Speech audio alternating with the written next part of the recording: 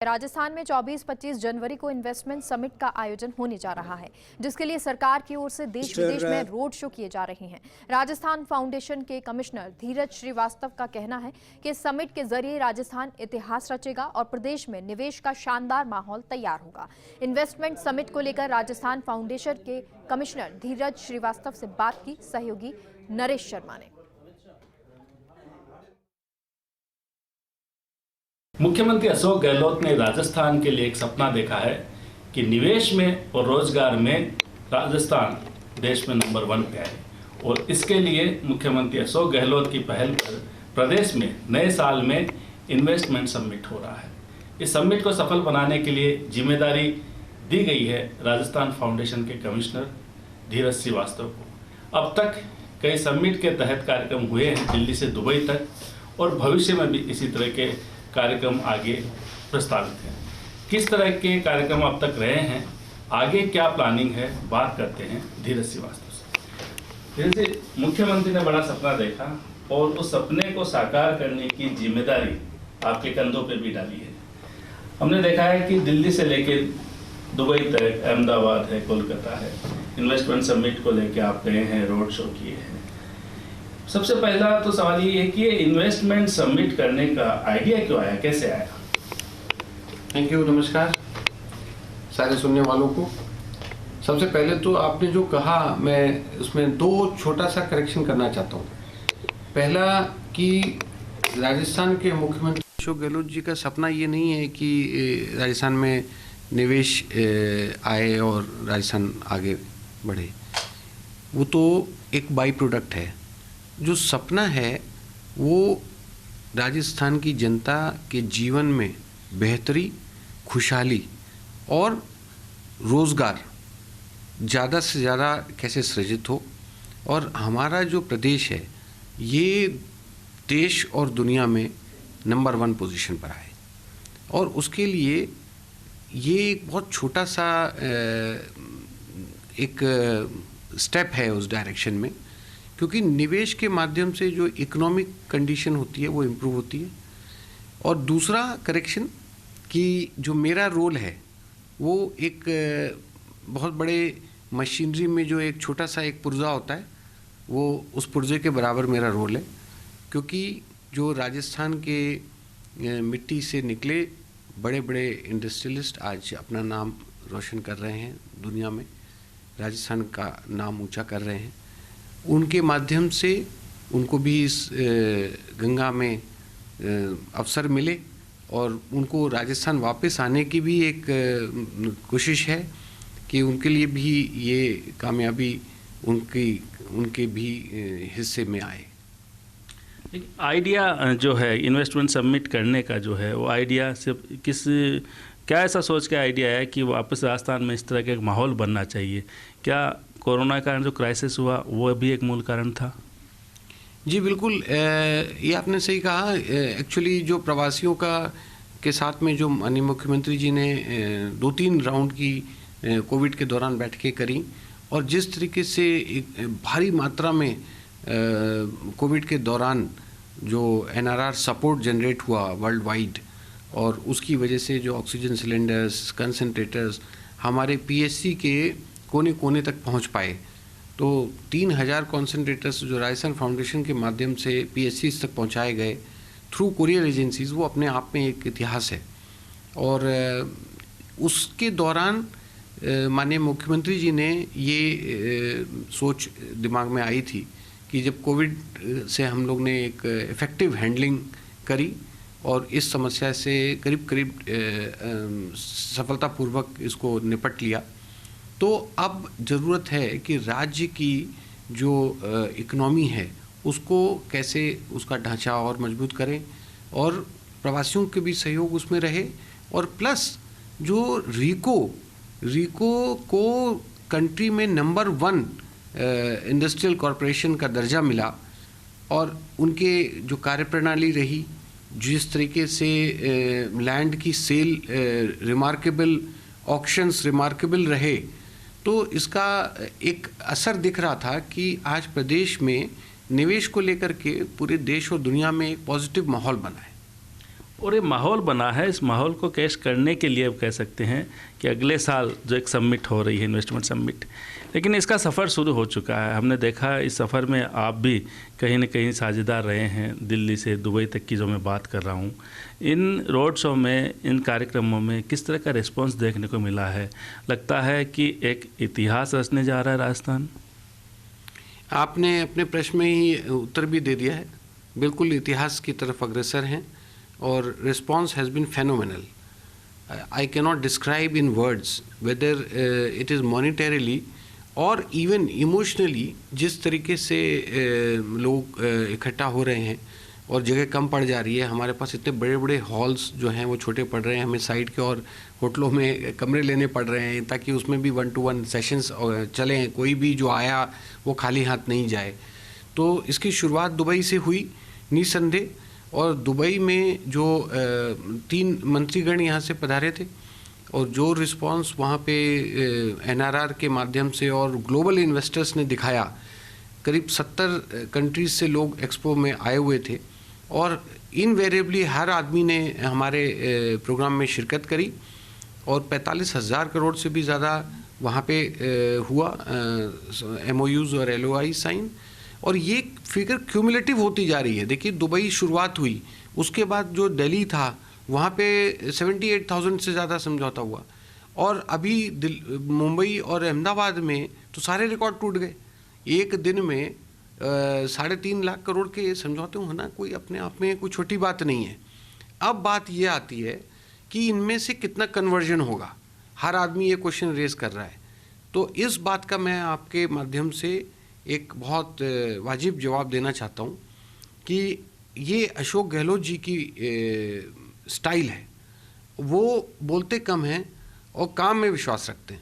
तो silent working उनकी personality का एक हिस्सा है, कोई शोर शराबा नहीं, और action speaks louder than words, ये फिलॉसफी हमारी। तो पब्लिसिटी के लिए एक नया पैसा खर्च नहीं करेंगे। कोई अखबार में आपने ऐड देखा, कोई इस तरीके की कोई योजना देखी, आप दूसरे स्टेट्स में देखिए, बड़े बड़े लाखों करोड़ों के होते हैं, उसके बाद कुछ नहीं होता। ये जो एक पहले से डिसीजन लेकर के कि आज जितने भी MOUs होंगे वो ग्राउंड पे उतरेंगे, उनकी पूरी कार्रवाई होगी, लैंड अलॉटमेंट होगा, और सारा कार्रवाई होने के बाद 24 और 25 जनवरी को जो CM साहब जिस प्रोग्राम में शिरकत करेंगे, तो अगर सब कुछ सही रहा तो ये सब जो है ग्राउंड ब्रेकिंग सेरेमनी तक ये आपको नज़र आएगा। आपकी तैयारी अच्छी है, आपकी प्लानिंग अच्छी है। इन्वेस्टमेंट समिट को लेके एक पुराना अनुभव है, कहीं खटास भरा था। क्या लगता है कि अब वैसा दौर कभी नहीं आएगा, ये वास्तव में धरातल पे होगा अब जो होगा कुछ? बिल्कुल, इस बात से आप एकदम निश्चिंत रहिए कि ये वास्तविकता और धरातल की ही बिसात इस बार बिछेगी, और बिछेगी नहीं, बिछ गई है। और एक एग्जांपल दे रहा हूँ मैंने, जैसे आप दिल्ली में जैसे 78,000 के ऊपर के समझौते हुए, उसमें से 65,000 करोड़ के तो ऑलरेडी लैंड अलॉटमेंट हो चुकी है। तो ना होने का तो कोई प्रश्न ही नहीं है। मोर देन 80% हमने ऑलरेडी अचीव कर लिया है। जो टीम है गहलोत साहब की, जिसमें प्रिंसिपल सेक्रेटरी साहब कुलदीप राका जी, चीफ सेक्रेटरी साहब हमारे ACS माइंस और रिन्यूएबल एनर्जी जो सुबोध जी हैं, और आशुतोष पेडनेकर जी, BIP की कमिश्नर अर्चना सिंह जी, जो ED वहाँ दुबई गई थी रुक्मणी रियार जी, ये इन लोगों ने दिन रात, इनके साथ की जो टीम है इन्होंने दिन रात काम किया, और उसी का नतीजा है कि आज ये जो हम लोग देख पा रहे हैं ये समय, ये उनकी मेहनत का और मुख्यमंत्री जी के कुशल निर्देश में जो रात दिन वो मॉनिटरिंग करते हैं, ये उसका फल आप लोग देखेंगे। जी, फर्स्ट इंडिया के माध्यम से तमाम बड़े इन्वेस्टर, छोटे इन्वेस्टर ये आपका इंटरव्यू देख रहे हैं। कुछ लोगों ने आपसे मुलाकात भी की होगी, लेकिन कई इन्वेस्टर ऐसे हैं जो मिले नहीं अभी तक आपसे। सवाल ये है कि इन्वेस्टर क्यों यहाँ इन्वेस्ट करने आए? ऐसा क्या राजस्थान देने जा रहा है, ऐसा क्या राजस्थान माहौल बनाया है कि इन्वेस्टर यहाँ पे आए? ये आपने बहुत अच्छी बात पूछी। इसमें आपके 2 प्रश्न हैं, एक तो जो छोटा इन्वेस्टर और एक वो इन्वेस्टर क्यों आए। तो पहली बात पहले जो मीनिंगफुल चेंजेस पॉलिसीज़ में किए गए, जब मुख्यमंत्री जी ने अपना तीसरा टर्म का पद संभाला तो पहला जो साल था उसमें प्रथम 6 महीने के अंदर सारी पॉलिसीज़ को रिव्यू किया। ग्राउंड रियलिटीज़ के बाकी स्टेट्स के सारे एग्जाम्पल्स देखे गए। राजस्थान की पॉलिसी में ऐसा क्या किया जाए कि सब दुनिया छोड़ करके आदमी इधर मुखातिब हो, ऐसे हमने मीनिंगफुल चेंजेस यहाँ पे किए और उसी का ये नतीजा है। क्योंकि रिप्स में जो चेंजेस हुए, solar policy, mining policy, tourism policy, कौन सी पॉलिसी में नया पॉलिसी नहीं आई। तो इन सबके जो फलस्वरूप जो परिणाम आया कि लोगों को ये लगा कि Rajasthan is heading towards a change, meaningful change, on the ground change, realistic change. कैसे? आप देखो एमएसएमई में देश का पहला राज्य है। आज आपको कोई धंधा करना है, कोई आपको परमिशन नहीं चाहिए। 3 साल तक आप करिए, आपको ठीक लगे फिर परमिशन लीजिए, अगर नहीं ठीक लगे तो इसका मतलब आप नहीं करें तो आप अपने दूसरा काम करिए, पर आपको कोई आदमी परेशान करने नहीं आएगा। और इसका नतीजा ये हुआ, अभी मुंबई की बैठक में ये दिया सुबोध अग्रवाल साहब ने कि 12,000 से ज़्यादा एप्लीकेशन एमएसएमई में आ चुकी और 1.32 सेकेंड्स में एक एप्लीकेशन का डिस्पोजल हो जाता है। So this is a record of sorts, ऐसा ना भूतो न भविष्यति।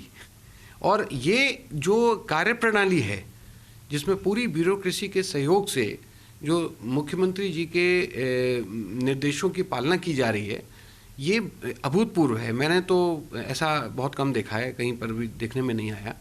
अब आपकी दूसरी जो बात है कि जो छोटे इन्वेस्टर्स, उनके लिए डिस्ट्रिक्ट लेवल मीट हो रही है साहब। डिस्ट्रिक्ट लेवल मीट में सारे एनआरआर्स, प्रवासी भी भाग लेंगे, इन्वेस्टर्स भी भाग लेंगे। कोई ज़रूरी नहीं है कि जब तक आप 50,000 करोड़ का इन्वेस्टमेंट करो तभी आप सरकार पीछे भागेगी आपके। आप 2 करोड़ का इन्वेस्टमेंट करो, आप 2 लाख का इन्वेस्टमेंट करो, आप अपने गृह क्षेत्र में, अपनी गली में, अपने मोहल्ले में कोई काम करना चाहिए। डिस्ट्रिक्ट लेवल मीट हो रही है 15 दिसंबर से 15 जनवरी के बीच में, वो सारी मीट्स कंप्लीट हो जाएंगी। उसका भी हम लोग पूरा रूपरेखा बना रहे हैं और योजनाबद्ध ढंग से इन डिस्ट्रिक्ट लेवल मीट्स में ऑर्गेनाइज होंगी। 15 तारीख को भीलवाड़ा का प्रोग्राम है।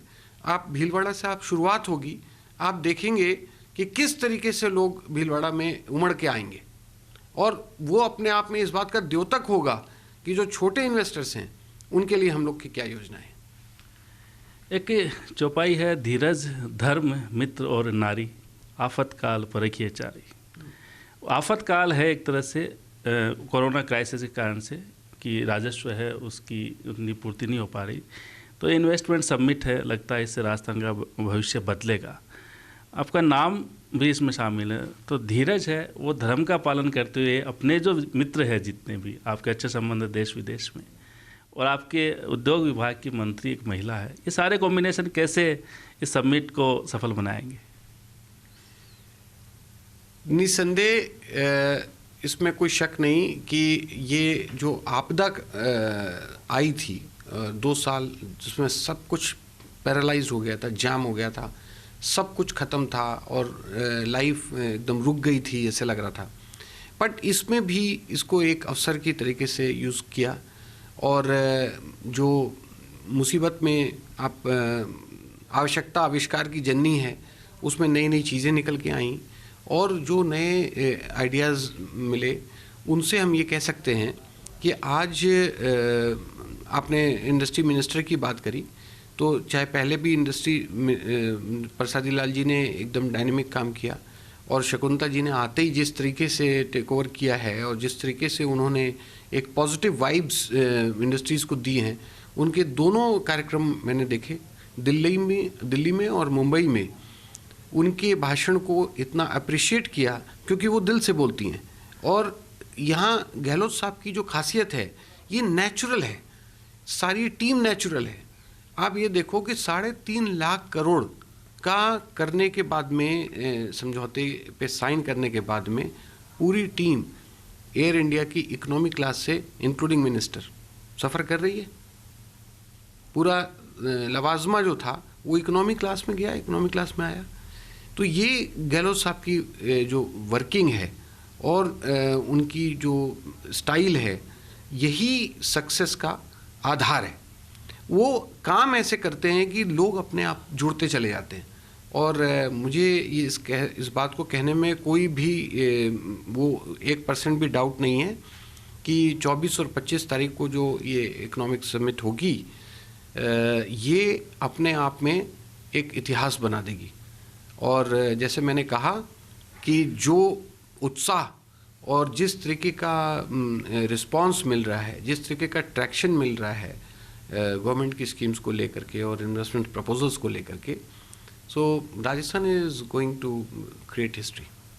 बिल्कुल। तो धीरज श्रीवास्तव जिन्होंने दिल से बात की है और कहा है कि राजस्थान दिल खोल के खड़ा है, आइए निवेश करिए, ऐसा माहौल यहाँ पे तैयार है। और लगता है कि ये प्रयास रंग लाएंगे और राजस्थान एक बार फिर सिरमौर बनेगा। कैमरामैन विनोद गोस्वामी के साथ Naresh Sharma, first India news, Jaipur.